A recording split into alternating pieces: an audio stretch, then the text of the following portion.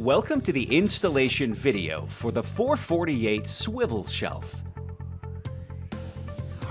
Before we begin, you'll need the following tools: a power drill with a number 2 Phillips bit and 3/32 inch bit, a right angle drill for tight spaces, a number 2 Phillips head screwdriver, a 3/8 inch wrench or nut driver, a mallet, awl, pencil, tape, and tape measure. In your box, you'll find the following parts: a 5-inch or 8-inch swivel frame slide assembly, side locks, triggers, stop brackets, release levers, a lock shaft, nylock nuts, bumpers, a rub bushing kit, a spacer kit, number 6 by 1/2 inch flathead screws, 10 32 by 1/2 inch flathead screws, number 8 by 3/4 inch deep thread screws, and M4 by 6 machine screws. The installation instructions contain steps for both a 5-inch and an 8-inch unit. We will be demonstrating with an 8-inch unit. First, adjust the backstop by loosening the 2 screws on the inside of the frame. Attach the lock shaft in between the left and right release levers.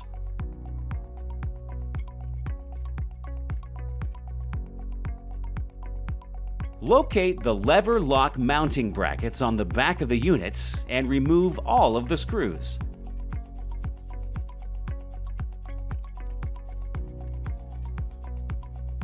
Align the holes of the assembled release levers to the back mounting brackets.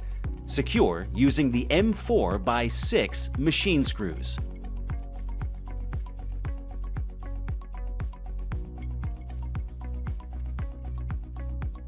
Screw the assembled piece back into the rear of the unit using the previously installed screws.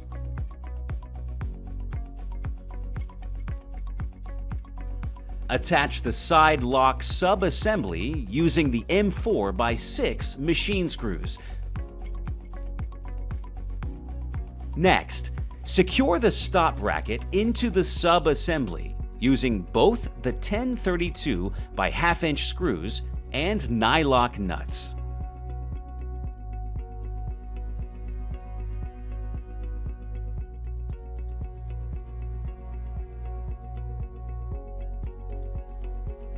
Measure 20 and 13/32 inches up from the bottom of the cabinet and mark with your pencil.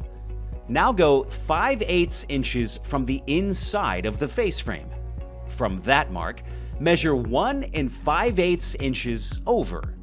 These measurements must be precise in order for the release levers to engage with the stoppers.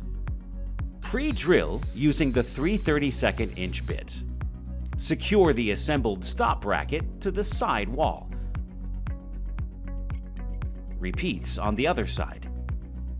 Measure to find the center of your cabinet opening and gently mark with a pencil. Your unit contains a 5-inch and an 8-inch template. Select the one that corresponds to your 448 swivel unit and then fold along the dotted lines. Center your template and position the arrows along the front edge of your cabinet. Place your awl over each of the 4 solid black circles and tap with your rubber mallet. Remove your template and pre-drill your marked hole locations with your 3/32 inch bit. Place your frame over the holes and secure to the cabinet floor with the number 8 by 3/4 inch deep thread screws. Your spacers should be flush with the top of the wood frame. You can set your 448 unit at the edge of your cabinet to mark where they will go. Pre-drill the holes with your 3/32 inch bit. You may need a right angle drill to fit within your cabinet. Your spacer kit includes 2 sets of spacers. If your face frame is 1.5 inches wide, use the thick spacers. If your face frame is 1 3/4 inches wide, use the thin spacers. Secure using a drill or number 2 Phillips screwdriver. Adjustable rub bushing kits are available for custom applications. To install, pre-drill with an 11/32 drill bit. Use a hammer to secure the threaded insert into the pilot hole. Screw in the bushings using the provided wrench. Flip the swivel frame over.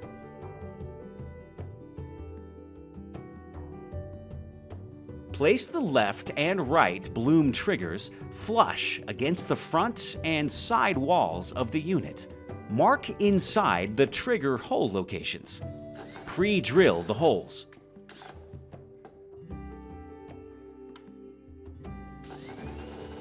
Secure using the number 6 by 1/2 inch screws included with the triggers.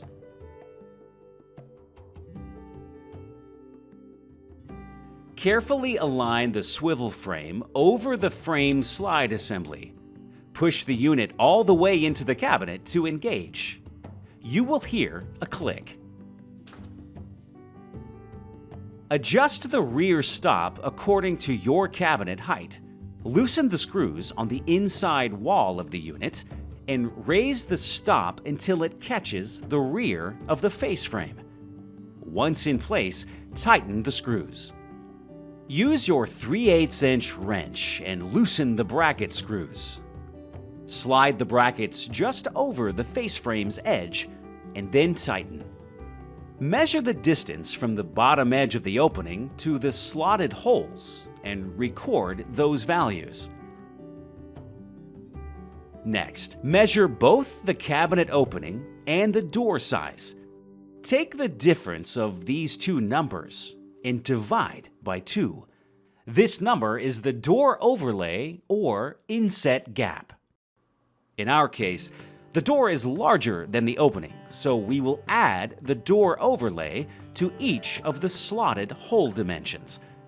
If your door is smaller than the opening, subtract the inset gap from the slotted hole dimensions. Measuring from the bottom of the door, transfer those dimensions to the center of the thick portion of the door. Prior to pre-drilling, it's always a good idea to note the thickness of the door. Add some tape to your drill as a guide to keep you from drilling all the way through the door. Align the holes of your cabinet door to the brackets and secure using the number 6 by 1/2 inch flathead screws. Adjust the door skew by sliding the adjustable mounting brackets left or right as needed. Tilt can be adjusted by turning the T-nut screws so that it pushes against the metal bracket. After adjustments, we recommend using the door bumpers on each corner. Your installation is now complete. Enjoy your product for years to come.